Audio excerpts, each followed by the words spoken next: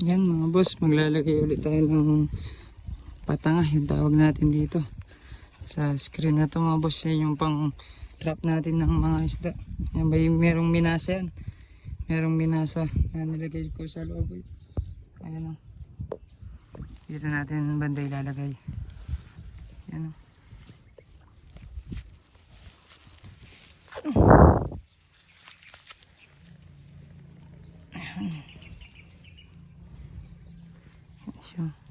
Nalagyan lang natin ng dahon-dahon yan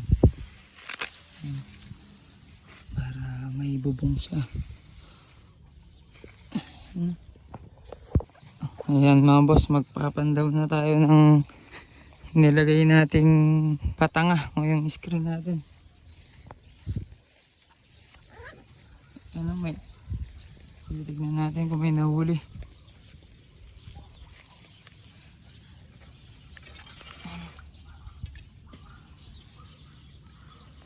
Ay, wala nahuli oh.